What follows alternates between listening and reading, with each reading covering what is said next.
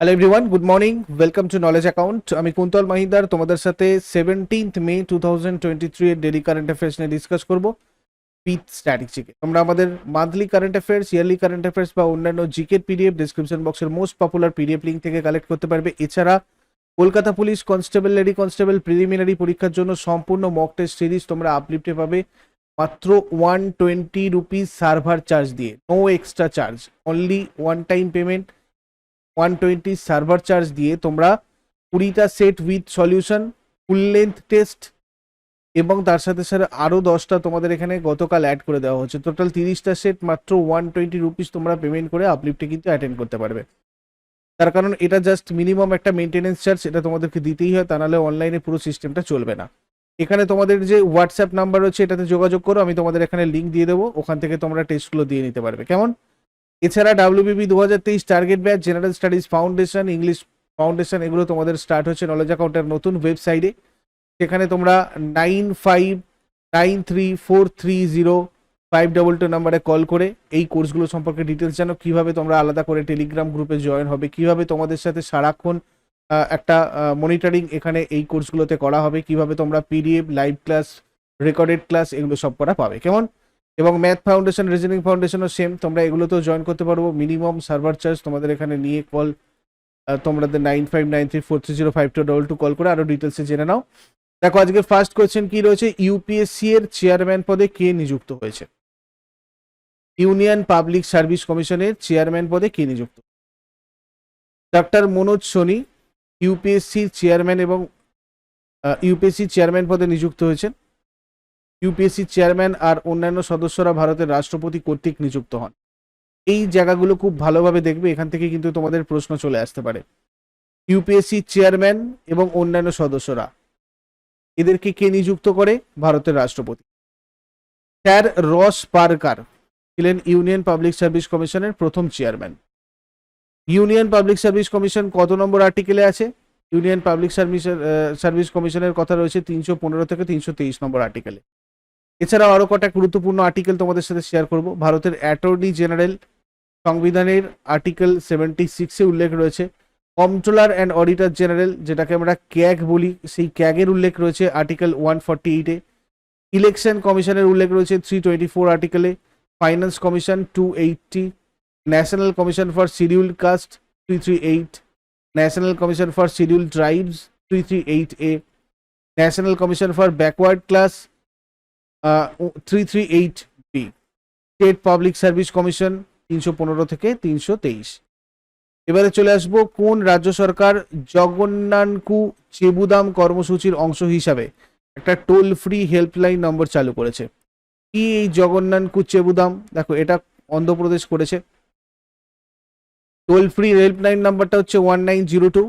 আর এই জগন্নানকু চেবুদাম কর্মসূচি যেটা, এটা হচ্ছে রাজ্য সরকারের একটা পদক্ষেপ বা ইনিশিয়েটিভ, যাতে সরকারি যে পরিষেবাগুলো রয়েছে বা স্কিমগুলো বা তোমার যোজনাগুলো রয়েছে সেগুলোর রিলেটেড কোনো যদি অভিযোগ যেগুলো আসে, পাবলিক গ্রিভেন্সেস, সেগুলোর যাতে দ্রুত সমাধান করা যায়, তার জন্য জগন্নানকু চেবুদাম নামের এই কর্মসূচি চালু করেছিল অন্ধ্রপ্রদেশের রাজ্য সরকার।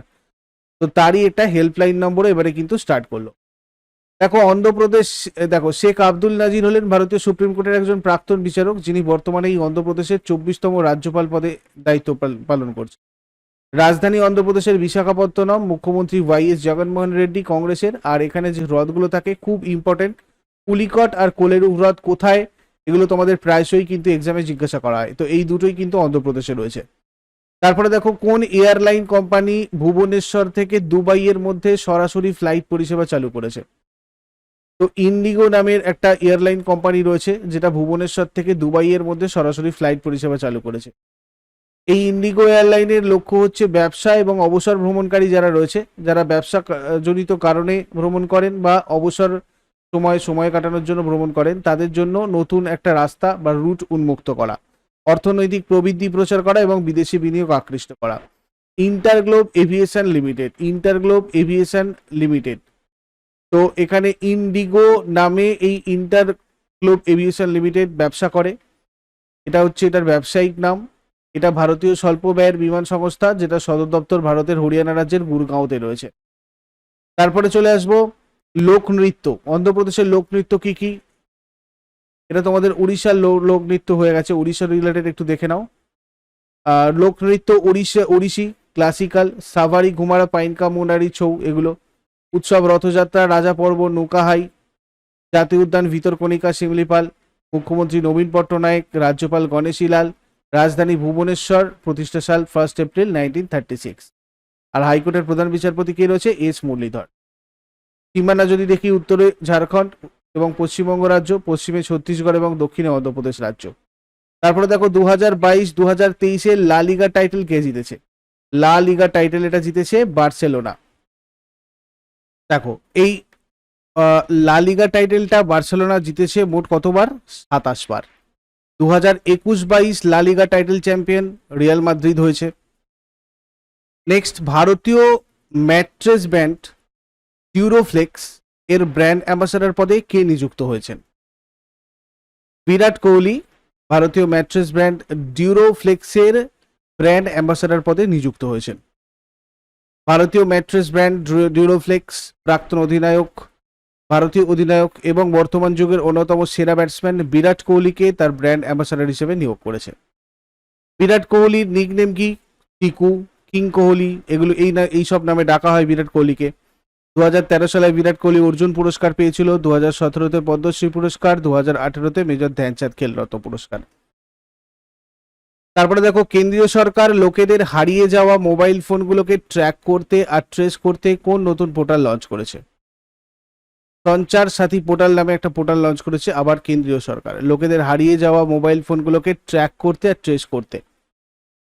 কেন্দ্রীয় মন্ত্রী অশ্বিনী বৈষ্ণব 17 মে আনুষ্ঠানিকভাবে এই পোর্টালটা চালু করবে, অর্থাৎ আজকে এটা আনুষ্ঠানিকভাবে চালু হবে। এই পোর্টালটা লোকেদের হারিয়ে যাওয়া মোবাইল ট্র্যাক আর ট্রেস করতে সহায়তা করবে। তারপরে ওয়ার্ল্ড মোস্ট পাংচুয়াল এয়ারপোর্টের তকমা পেয়েছে ভারতের কোন বিমানবন্দর? রাজীব গান্ধী আন্তর্জাতিক বিমানবন্দর, যেটা রয়েছে হায়দ্রাবাদে। এখানে দেখো কোচিনে কি রয়েছে? কোচিন আন্তর্জাতিক বিমানবন্দর। ব্যাঙ্গালোরে কি রয়েছে? ব্যাঙ্গালোরে রয়েছে ব্যাঙ্গালোর আন্তর্জাতিক বিমানবন্দর। দিল্লিতে রয়েছে ইন্দিরা গান্ধী আন্তর্জাতিক বিমানবন্দর। ঠিক আছে, এর মধ্যে রাজীব গান্ধী আন্তর্জাতিক বিমানবন্দরটা ওয়ার্ল্ড মোস্ট পাংচুয়াল এয়ারপোর্টের তকমা পেয়েছে, মানে ঠিকঠাক ভাবে এখানে যাতায়াত করে প্লেনগুলো। ঠিক আছে, দেখো, the GMR Hyderabad international airport has achieve the global feat by recording the most punctual airport in the world. তারপরে কোন কেন্দ্রীয় মন্ত্রী মেরি লাইফ অ্যাপ লঞ্চ করেছে? মেরি লাইফ অ্যাপটা লঞ্চ করেছে রিসেন্টলি ভূপেন্দর যাদব। ভূপেন্দর যাদব কেন্দ্রীয় পরিবেশ আর বন এবং জলবায়ু পরিবর্তন মন্ত্রী পদে নিযুক্ত রয়েছেন বর্তমানে।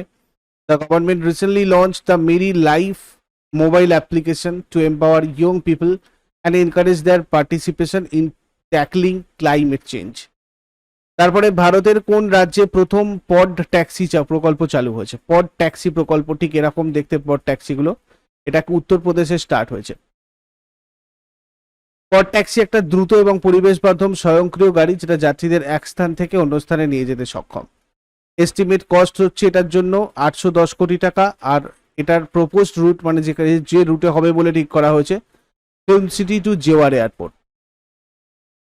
দেখো, উত্তরপ্রদেশ রিলেটেড কিছু জিনিসপত্র তোমাদের মনে রাখা উচিত। উত্তরপ্রদেশের মহারাগঞ্জ জেলায় বিপন্ন শকুনদের জন্য বিশ্বের প্রথম সংরক্ষণ আর প্রজনন কেন্দ্র খোলা হয়েছে রিসেন্টলি। এই সংরক্ষণ আর প্রজনন কেন্দ্র Jatayu conservation and breeding centre নামে 1.5 হেক্টর জুড়ে বিস্তৃত।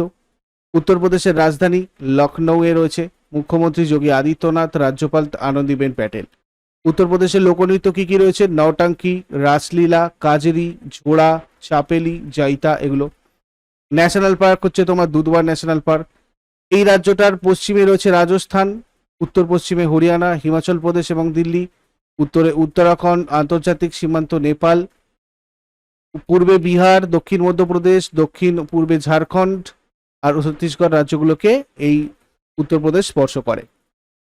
আর উত্তরপ্রদেশের প্রতিষ্ঠা দিবস হচ্ছে 24শে জানুয়ারি 1950 সাল। তারপর দেখো, ভারত কোন দেশের সাথে যৌথভাবে সিথওয়ে বন্দর উদ্বোধন করেছে?